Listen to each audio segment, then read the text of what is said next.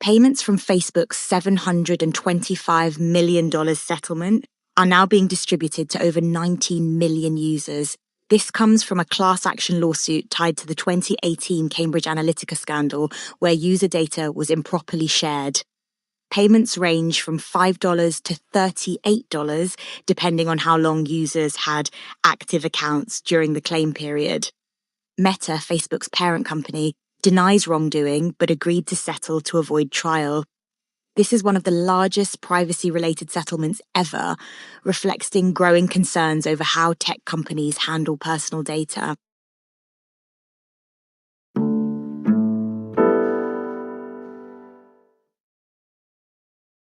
Mexico is raising tariffs on Chinese cars to 50%, up from 20%, to protect domestic jobs and industries.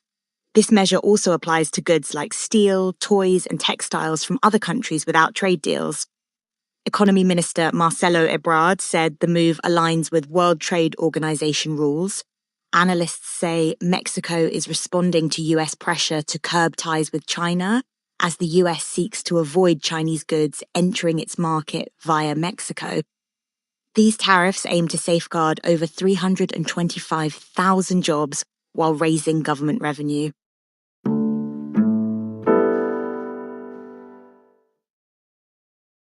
Markets climbed to new records as wholesale inflation slowed, raising hopes for a Federal Reserve rate cut. The S&P 500 rose 0.3%, with tech stocks leading the way. Oracle jumped 36% after projecting massive growth in its AI-driven cloud business. Chair Larry Ellison called AI a game changer. Meanwhile, Synopsys shares plunged 36% after missing earnings and slashing forecasts. While optimism over inflation is boosting markets, individual stocks reflect a mix of opportunities and challenges.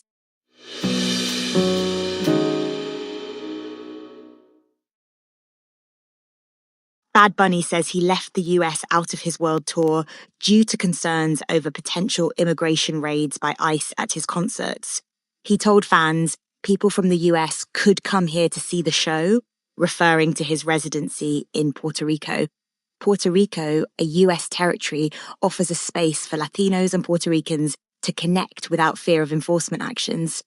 This decision sheds light on how immigration policies are impacting cultural events and communities, even beyond politics. New research reveals that just one intense workout session can slow breast cancer cell growth. The study tested 32 breast cancer survivors and found that high-intensity exercise, like interval training, releases molecules called myokines. One of these, IL-6, was linked to suppressing cancer. Blood samples after exercise showed significant anti-cancer effects, with interval training producing the strongest results. Experts say this underscores exercise as more than just fitness, it's a powerful health tool. Survivors should consult doctors about tailored exercise plans. That's it for this edition.